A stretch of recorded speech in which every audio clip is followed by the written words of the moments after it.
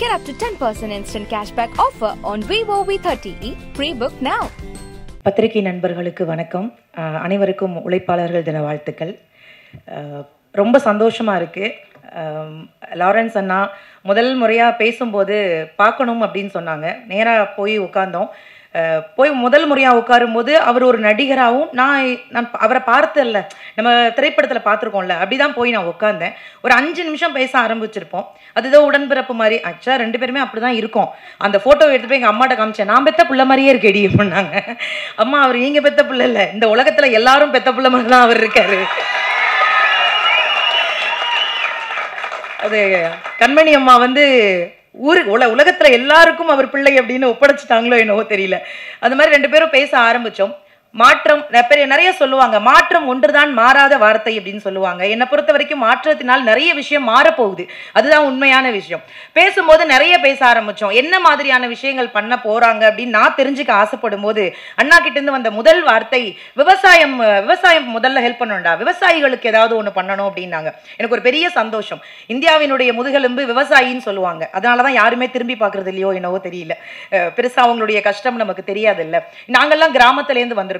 நிறைய கடன் பிரச்சனை, நிறைய ஒன்றும் இல்லை. நீங்க கிராமங்கள்ல போய் தெருவோரத்துல ஒரு கீரை கட்டி எவ்வளோன்னு கேட்டா 10 ரூபான்னா அந்த பாட்டி 1/2 மணி நேரம் திருட்டு போவான்.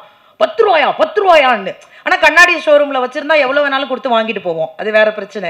ஆனாலும் கிராமங்களில் இன்னமும் கஷ்டப்படக்கூடிய விவசாயிகள் எத்தனையோ பேர் இருக்காங்க.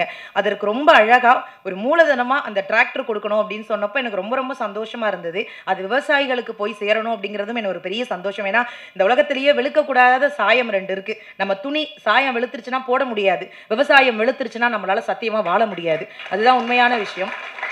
ஸோ விவசாயத்துக்கு ஒரு விஷயம் பண்ண போறாரு அப்படின்னு நினைக்கும் போது எனக்கு ரொம்ப ரொம்ப சந்தோஷமா இருந்தது. எப்படி அண்ணனுக்கு இந்த விஷயம் தோணுச்சு? முதல்ல விவசாயிக்கு ஏதாவது ஒன்று பண்ணணும்டா, கிராமமா போகணும், எல்லா விவசாயிகளும் நல்லா இருக்கணும், அதற்கு நீங்க எல்லாம் கூட இருக்கணும் அப்படி. அண்ணா கூட நாங்க எப்பவுமே அங்கதான் இருக்கோம். ஏன்னா நாங்களும் கிராமத்திலேருந்து வந்தவங்க தானே. அதனால இன்னொரு விஷயம் சொல்லணும்னா, நீங்கள் விவசாயிகளுக்கு ஏதாவது ஒரு விஷயம் பண்ணீங்கன்னா அவங்க உங்களுக்கு திரும்ப கோடி விஷயம் கொடுப்பாங்க.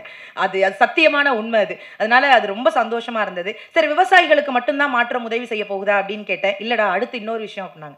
அது என்ன விஷயம்னு, கல்வி வந்து வேணும், கண்டிப்பா படிப்பு ரொம்ப ரொம்ப முக்கியம் அப்படின்னாங்க. எனக்கு உண்மையிலேயே பயங்கர ஷாக்கா இருந்தது. எப்படி இந்த மனுஷன் இவ்வளோ யோசிக்கிறாரு அப்படின்னு. அது குறிப்பா அவர் வளர்த்த பிள்ளைகளுக்கு அவர் கொடுத்ததே கல்வி மட்டும்தான்.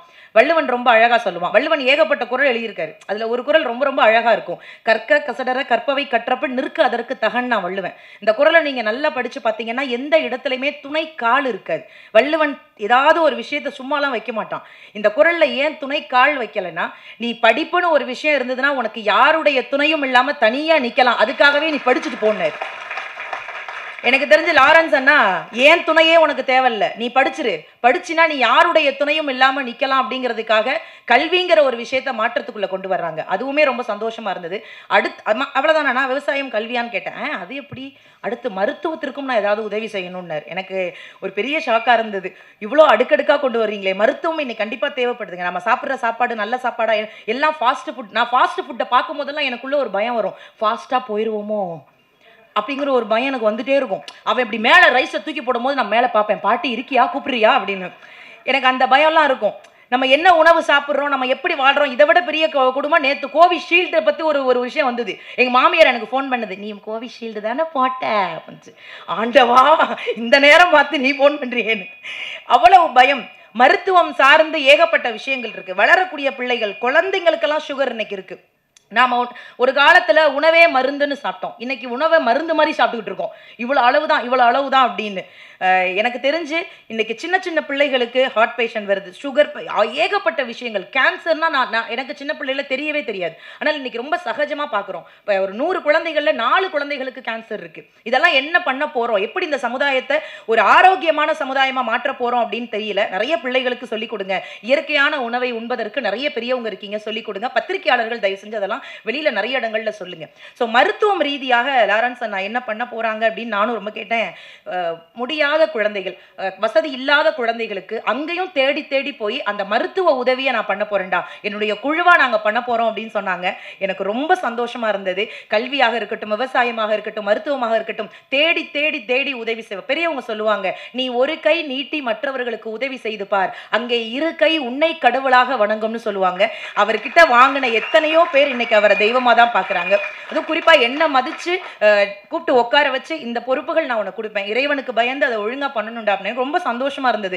அண்ணா கண்டிப்பாக நான், ஏன்னா இப்போ வரைக்கும் நாங்கள் பண்ணக்கூடியதெல்லாம் எங்ககிட்ட இருக்கக்கூடிய ஏதோ, நான் பட்டிமன்ற பேச்சாளர், விஜய் டிவியில் வேலை பார்க்குறோம், அதில் இருக்க வருமானத்தை வச்சு ஏதோ என்னால் முடிஞ்சதை நான் பண்ணிக்கிட்டு இருக்கோண்ணா அப்படின்னு. இல்லைடா அதுவே போதும், ₹1 கொடுத்தாலும் அது மிகப்பெரிய விஷயம்தான் சொல்லி ஒரு அங்கீகாரம், ஒரு பாராட்டு கொடுத்தாங்க. அதுக்கு ஒரு பெரிய பெரிய சந்தோஷம் அண்ணா. எப்போவுமே நீங்கள் சந்தோஷமாக இருக்கணும். நிறைவாக நான் ஒரே ஒரு விஷயம் முடிச்சிடுறேன். பணம் காசு கொடுத்து தான் உதவி பண்ணணும் அப்படின்னு கிடையாது. தானத்தில் சிறந்த தானம் நிறைய பேர் சொல்லுவாங்க, அன்னதானம் சொல்லுவாங்க, பணம் கொடுத்து என்ன தானம், ரத்த தானம் நிறைய சொல்லுவாங்க. ஆனால் என்னை பொறுத்த வரைக்கும் தானத்தில் சிறந்த தானம் நல்ல வார்த்தைகளை அடுத்தவர்களுக்கு தானமாக கொடுங்க. அதுதான் உலகத்திலேயே மிகச்சிறந்த தானம். நீ நல்லா பண்ற, நீ நல்லா இருக்க, நீ சூப்பரா இருக்க. நான் அந்த வெள்ளத்துலலாம் அந்த நம்ம உதவி பண்ணிட்டு வீட்டுக்கு போகும்போது எனக்கே ஒருத்த மெசேஜ் ஒரு மீம்ஸ் அனுப்பிச்சிருந்தான், ஆஹா அறந்தாங்கி நிஷான் பார்த்தா ஆயா தாண்டா சாப்பாடு கொடுத்துட்டு இருக்குன்னு. ஏண்டா இதுக்காக நான் என்னோட ஃபுல் மேக்கப்லேயடா போய் நிற்க முடியும்? அடுத்தவர்களுக்கு உதவி செய்யும் போது அவர்கள் மனதை காயப்படுத்துற மாதிரி எந்த வார்த்தையும் பயன்படுத்தாதீங்க. அதை நான் ரொம்ப தாழ்மையாக கேட்டுட்டு, இந்த மாற்றம் இனி உலகம் முழுக்க யாருக்கும் ஏமாற்றம் ஏற்படாது அப்படிங்கிற ஒரு நம்பிக்கையோடு நீங்கள் எல்லாருமே லாரன்ஸ் அண்ணாவை ஒரு பெரிய கைத்தட்டல் கொடுத்து அவருக்கு வாழ்த்து கொடுக்கணும். ஏன்னா இந்த வயதுல இவ்வளவு ரசிகர்களை சம்பாதிச்சது மட்டும் கிடையாது, எத்தனையோ குடும்பங்களை சம்பாதிச்சிருக்காங்க. அதையும் தாண்டி நாங்கள்லாம் டிவியில பார்த்து வியந்த எஸ்ஜே சூர்யா சார் ஒரு மிகப்பெரிய நடிகர், எல்லாவற்றிற்கும் மேலாக அவர் ஒரு இயக்குனராகி இன்றையோடு 25 வருடம் ஆயிடுச்சு. அதுக்கு ஒரு பெரிய கைத்தட்டல் கொடுங்க. இயக்குனரா நடிகரா எத்தனையோ விஷயங்கள் சாதிச்சிருக்கக்கூடிய அந்த ஒரு மிகப்பெரிய நடிகர் மாற்றத்துல இணைஞ்சு நானும் ஏதோ ஒரு மாற்றம் என்னால செய்ய முடியும்னு நிரூபிக்கிறதுக்காக காத்திருக்கக்கூடிய அந்த ஒரு மனிதருக்கும் ஒரு மிகப்பெரிய நன்றியை சொல்லி, வந்திருக்கக்கூடிய அத்தனை பேருக்கும் நன்றி கூறி எல்லாரும் மாற்றத்துல இருப்போம். இனிமே யாருக்கும் ஏமாற்றம் வராத அளவிற்கு பார்த்துக்கொள்வோம். நன்றி, வணக்கம்.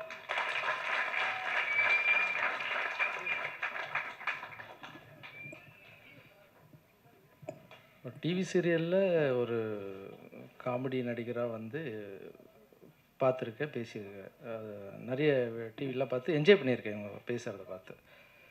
என்னங்க ஒரு எம்எல்ஏ ரேஞ்சுக்கு பேசிகிட்டு இருக்காங்க. எம்எல்ஏனா அரசியல் நினச்சிடாதீங்க, கோத்து விட்றாதீங்க தலைவா, இது ஒன்லி சேவை மட்டும்தான்.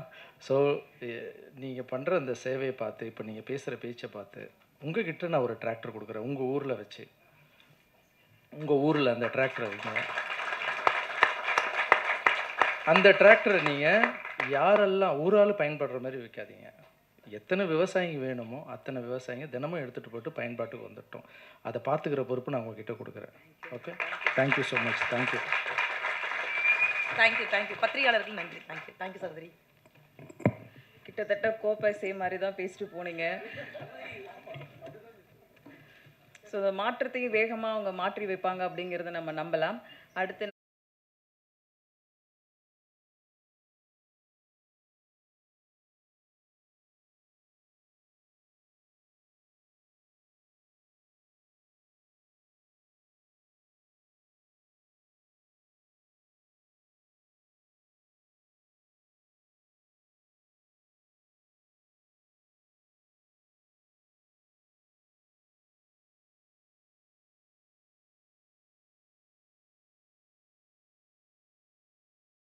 தன் ரசிகர்களை மகிழ்விப்பவர், துயரில் இருப்பவர்களுக்கு தோள் கொடுத்து தோழனாய் நிற்பவர், அம்மாவை நேசிக்கும் அன்பு பிள்ளை, ஆண்டவரால் அனுப்பப்பட்ட செல்ல பிள்ளை, உடையில் எளிமை, உள்ளத்தில் உண்மை, உதவுவதில் வெண்மை, நடிப்பில் பெருமை பாராட்டும் கலைஞன், சொல்லியதை செய்வதும் சொல்லாததை செய்வதும் இவரே.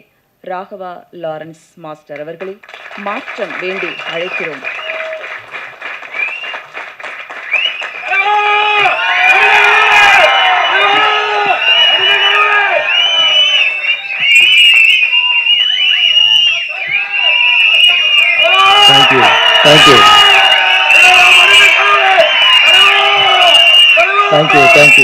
Thank you so much. உங்கள் அன்புக்கு நன்றி, அன்புக்கு நன்றி, அன்புக்கு நன்றி.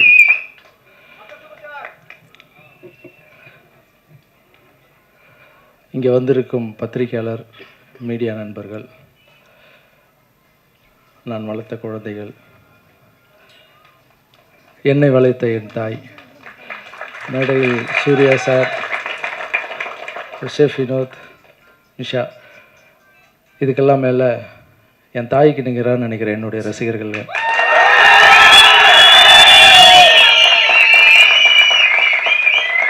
எல்லாருக்கும் என்னுடைய வணக்கத்தை தெரிவிச்சுக்கிறேன்.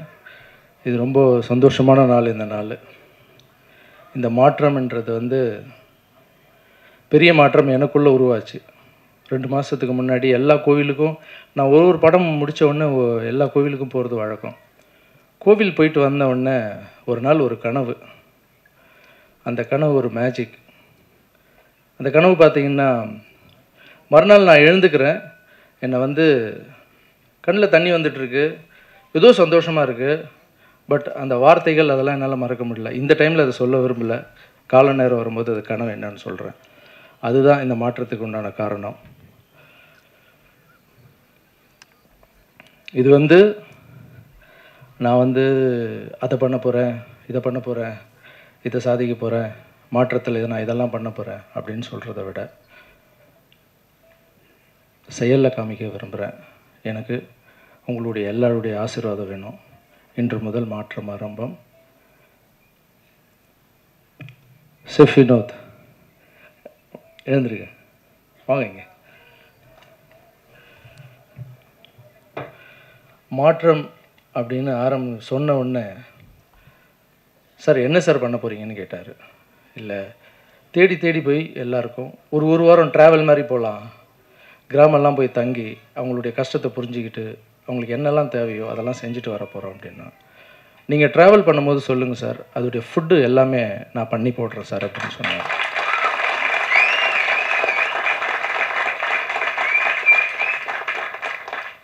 டாக்டர் ஷெஃப் வினோத் நிறைய இடத்துல போயிட்டு ஃபுட் பண்ணுறாரு. இது இப்போது சேவையில் இந்த மாற்றத்தில் சேர்றது எனக்கு ரொம்ப ரொம்ப சந்தோஷம். Thank you brother, thank you so much. இது வந்து எப்படி சொல்லணுன்னா, கடவுளுக்கு பண்ணுற சேவை தான் இது. ஸோ அந்த சேவையில் நீங்கள் இணைஞ்சது எனக்கு ரொம்ப ரொம்ப சந்தோஷம். Thank you so much.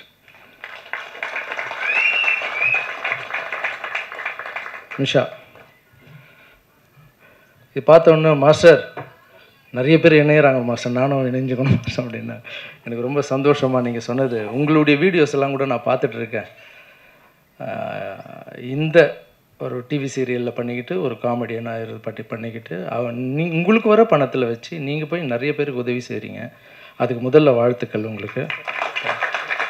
ஸோ நீங்கள் இந்த மாற்றத்தில் வந்து சேர்றது எனக்கு ரொம்ப ரொம்ப சந்தோஷம். ஸோ மிஷா, உங்களை நம்பி ஒரு சில பொறுப்புகள் ஒப்படைக்கிறேன். அந்த கடவுளுக்கு நியாயமாகவும் நேர்மையாகவும் நம்ம எல்லாம் சேர்ந்து பண்ணுவோம். Thank you so much.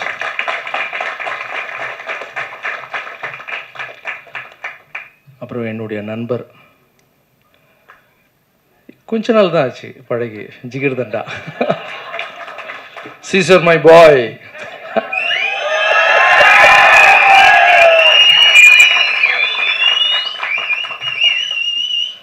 ஒரு நாள் நைட் ஃபோனு, தலைவா எங்கே இருக்கீங்க, என்ன பண்ணுறீங்க, எங்கே இருப்ப, சாப்பிட்டு முடிச்சாச்சு, எல்லாமே படுக்க போகிறாதா, இல்லை பேசலாமா அப்படின்னா, சொல்லுங்கள் தலைவா எவ்வளோ நேரம் வேணால் பேசுங்க அப்படின்னா. தலைவா பார்த்தேன் தலைவா, அது என்ன தலைவா பண்ணுறீங்க நீங்கள், எங்கே பார்த்தாலும் மாற்றம் மாற்றம் மாற்றம் மாற்றம்னு சொல்லிகிட்டு இருக்காங்க. அந்த ஊனமுற்றவர்களுக்கு வந்து சைக்கிள் கொடுத்தது, மற்ற உங்கள் குழந்தைங்கள படிக்க, இத்தனை குழந்தைங்கள நீங்கள் படிக்க வச்சுருக்கீங்களா அப்படின்னு ஒரு 1/2 hour பேசினார் என்கிட்ட. பேசிட்டு, பிரதர் எனக்கு ஒன்று தோணுது பிரதர் அப்படின்னாரு. சொல்லுங்கள் பிரதர் அப்படின்னு. நானும் மாற்றத்தில் இணையிறேன் பிரதர் அப்படின்னாரு.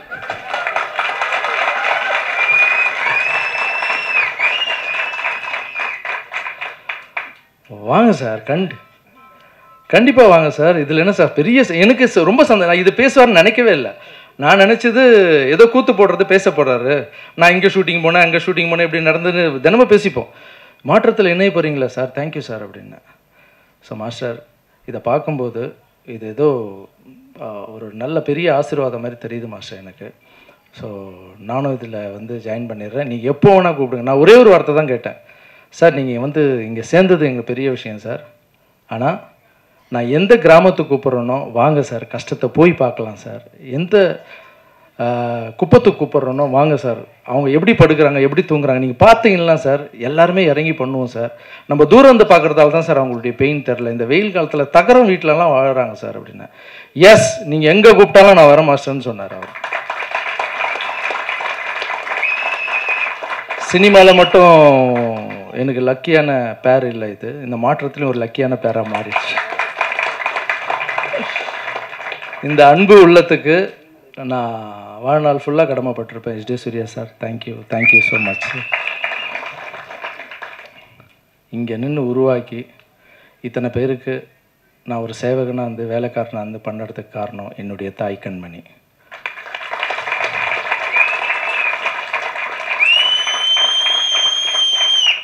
சின்ன வயசுலேருந்து சொல்லி கொடுத்து வளர்த்தாங்க. எப்படி நான் வந்து என் குழந்தைங்களுக்கு சொல்லி கொடுத்து வளர்த்து இப்போ அவங்க ஸ்டேஜில் வந்து நின்று பேசுகிறாங்களோ அந்த மாதிரி என்ன சொல்லி கொடுத்து வளர்த்தாங்க. அவங்க பெருசாலாம் ஒன்றும் சொல்லிக் கொடுக்கல. அவங்க எம்ஜிஆருடைய மிகப்பெரிய ஃபேன். அவங்க சொல்லி கொடுத்து வளர்த்ததெல்லாம் திருக்குறள் மேலே சொல்லிக் கொடுப்பாங்க. உட்காந்து சொல்கிறா அப்படின்வாங்க. என்னம்மா சொல்லு, இதை கற்றுக்கோ, இந்த பாட்டை கற்றுக்கோ அப்படின்வாங்க. சரிம்மா. தர்மம் தலை காக்கும், தக்க சமயத்தில் உயிர் காக்கும், கூட இருந்தே குழி பறுத்தாலும் கொடுத்தது காத்திருக்கும், அள்ளி கொடுத்து வாழ்பவன் நெஞ்சும் ஆனந்த பூந்தோப்பு, வாழ்வில் நல்லவர் என்றும் கெடுவதில்லை, இது 4 முறை தீர்ப்பு. மலை போலே வரும் சோதனையாவும் பனி போல் தீர்ந்து விடும், உன்னை வாழ விடாதவன் வந்து உன் வாசலை வணங்கிட வைத்து விடும், செய்த தர்மம் தலை காக்கும். ரத்தத்தில் ஊறி ஊறி ஊறி அப்புறம் எங்கள் அம்மா வந்து சின்ன வயசில் எல்லாருக்கும் சொல்லுவாங்க, என் புள்ளியை நான் எம்ஜிஆர் மாரி, என் தலைவன் எம்ஜிஆர் மாரி நான் வளர்த்து காமிக்கிறேன் பாரு அப்படின்னு. ஊரில் இருக்கிறவங்களாம் கிண்டல் பண்ணுவாங்களாம். ஆமாம், இவருக்கு இருக்கிற கலருக்கும் அவருக்கு இருக்கிற கலருக்கும் எம்ஜிஆரை வளர்த்து காமிக்கிறாங்களான்னு. நான் கலரில் எம்ஜிஆரையோ இல்லையோ, ஆனால் எங்கள் அம்மா சொல்லி கொடுத்து வளர்த்ததில் எம்ஜிஆரில் ஒரு துளியாக வாழணும்னு ஆசைப்பட்றேன்.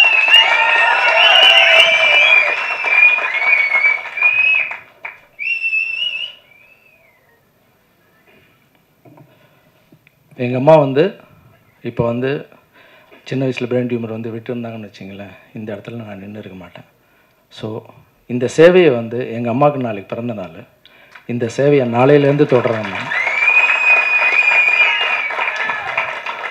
நம்ம இவ்வளோ பண்ணுறோன்னா இதுக்கெல்லாம் என்னுடைய தம்பி, என்னுடைய ஒய்ஃபு, என்னுடைய தம்பியுடைய குட்டி, அவங்க ஒய்ஃபு, வீட்டில் எல்லாருமே வந்து இதை நீங்கள் பண்ணாதீங்க, ஏன் இவ்வளோ காசு எடுத்துகிட்டு போய் போடுறீங்க அப்படின்னு கேட்டால் என்னால் பண்ண முடியாது. ஆனால் என் குடும்பத்தில் இருக்கவங்க எல்லாருமே எனக்கு உதவியாக இருக்காங்க. செய்கண்ணா நல்லா பண்ணுங்க அப்படின்னு சொல்கிறாங்க. ஸோ என்னுடைய குடும்பத்தாருக்கும் இந்த டைமில் நான் நன்றி தெரிவிச்சுக்கிறேன்.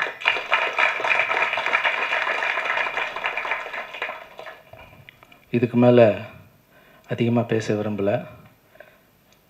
சொல்கிறத விட செயலில் காமிக்கணும்னு நினைக்கிறேன். உங்களுடைய ஆசீர்வாதம். மாற்றம் இன்று முதல் ஆரம்பம். யார் வேணால் வந்து சேருங்க, மாற்றத்தை உருவாக்கலாம். Thank you so much.